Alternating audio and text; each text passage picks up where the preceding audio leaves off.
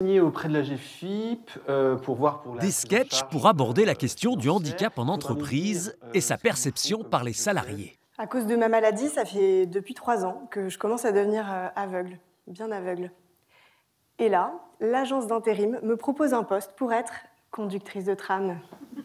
Du théâtre pour casser les stéréotypes, parler des préjugés avec humour, mais aussi parfois de façon très directe. C'est Aurélie Aubert. C'est ça notre égérie à nous. Et en plus, Aurélie Aubert, quand elle parle, je suis contente. Ah mon Dieu! On a l'impression qu'elle s'est fait arracher une molaire, mais ils ont mis trop d'anesthésion, vous voyez? Quand j'ai commencé ça il y a une quinzaine d'années en arrière, on présentait aux salariés des présentations PowerPoint d'1 heure avec des chiffres clés, l'histoire. Les handicapés sont des gens gentils. Il y en a même qui parlent, il y en a qui comprennent quand on leur parle. Enfin, et non, mais l'idée est de sortir complètement de ça et d'avoir un truc très interactif, très fun. Et évidemment qu'on retient mieux quand on s'amuse, c'est sûr.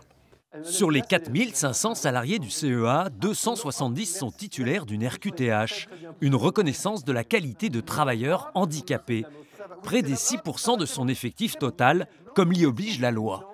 Bien souvent, il suffit de quelques petits trucs et astuces pour rendre la situation d'emploi compatible avec la situation de santé. Et nous, notre travail, la cellule diversité, c'est d'aménager les postes de travail. Voilà. Donc cet événement sert à faire parler de ce que c'est que travailler avec un handicap. Je te rappelle que Maryse, quand ils ont appris qu'elle était à moitié sourde, ils l'ont virée. La crainte, c'est quoi? C'est d'être le handicapé de service, de se faire virer, de la prochaine promotion, ce sera pas moi, je passerai pas responsable. Enfin, et toutes ces craintes, elles sont légitimes. Et donc, je m'interroge sur la difficulté de pouvoir faire reconnaître certains handicaps.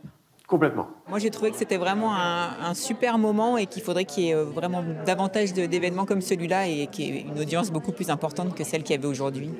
Une faible affluence, certes, mais une initiative qui permet tout de même de lutter un peu plus contre la discrimination des personnes handicapées. Avec quoi ?